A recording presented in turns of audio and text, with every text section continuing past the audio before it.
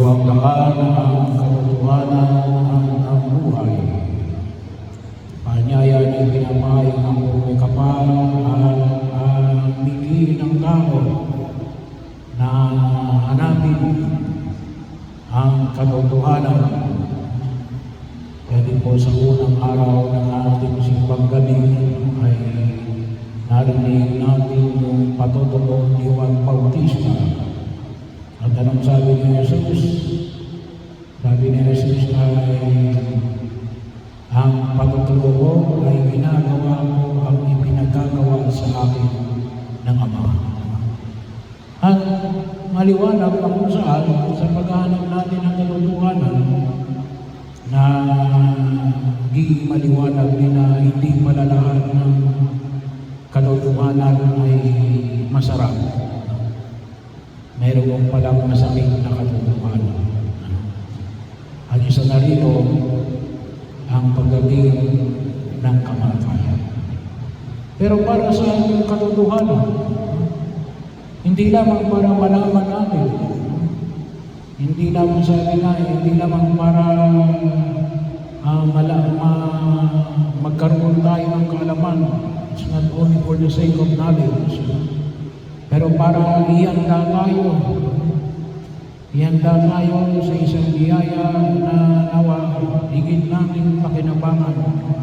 Sabihin yung ating pananampalataya. Tayo ay hinihanda ng Diyos, kaya nga panyaya ay malaman natin ang katotohanan.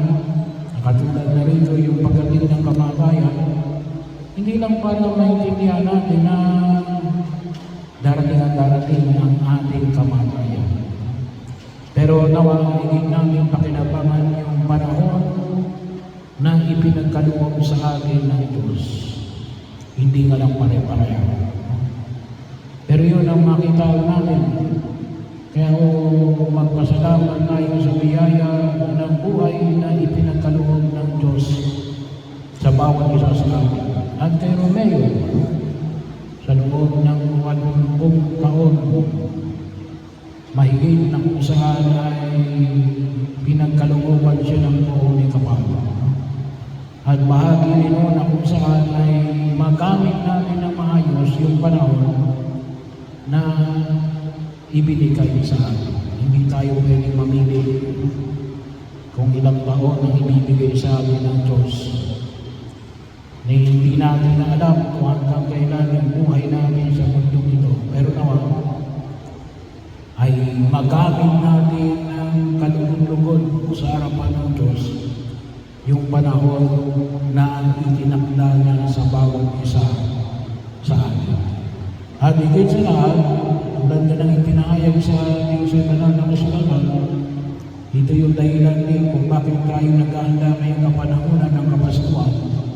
Dahil sa dakila ng biyaya ng pagliligtas ng Diyos sa pamagitan ng kanyang pagkatawang tao na nagdulot sa atin hindi lamang ng buhay natin sa mundong ginagalawan, ngunit alin upang yung buhay na ito sa mundong ginagalawan natin ay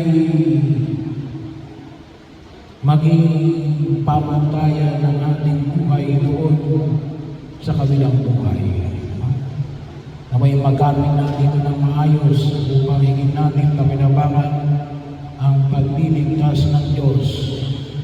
At kasabi nga, yung buhay natin sa daigdig na ito ay maliwanag na nagkarugtong ng buhay natin doon sa kabila. Sapagkat kung paano natin ginamit ang buhay natin sa daigdig na ito, nagpapakilala lamang ng ating pagkaunawa ng patuloy na pagliligtas ng Diyos. Kaya nga kalimitan sinasabi ko ay sa pagkaunawa natin bilang mga Katolikong Kristiyano, ba't kayo nagpapakabuti? Hindi lang ako sapagkat parang pumunta tayo sa langit. Kaya tayo nagpapakabuti kasi bakit? Yun ay gawain ng tagalangit.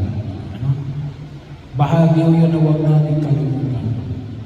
At yung buhay natin sa daigdig na ito, sabi nga natin, anong klase ng buhay natin para sa kabila? Ay kung ang buhay natin dito ay pinapakita natin ay tayo ay makalangit, eh sigurado tayo para sa langit.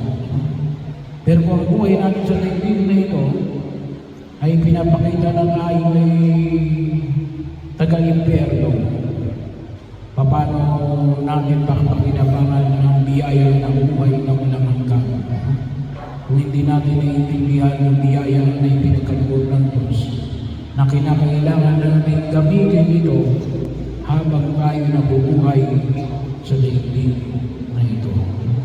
At yun ang inululog natin sa harapan ng buong ni Kapag. Nawa higit ng pakinabangan ni Romeo ang biyaya na ito na sinimulan niyang ipinakita kung siya nabubuhay sa daigdig na ito. Ang buhay na nananalig sa ating Panginoong Jesucristo na kung tutusin, ipagpapatuloy niya lang doon sa langit. Na kung tutusin, ay matagal nang inihanda ng Diyos para sa bawat isa sa atin. At itulog natin na kung sakaling may siyang kahinaan o mayroon siyang hindi pa nabibigyan ng katarungan, ipanalangin natin na tulungan natin na ito ay kanya higit na makamit. At isa rin sa bahagi na huwag namin kalimutan, sabi nga ako ay pinagdarasal natin yung mga mahalanin sa buhay na namatay para sila'y tulungan doon sa kanilang buhay, pero huwag din natin kalimutan natin, ipinagdarasal natin sila para tulungan tayo sa ating pagtahak sa daigdig na ito habang naglalakbay tayo patungo sa kaharian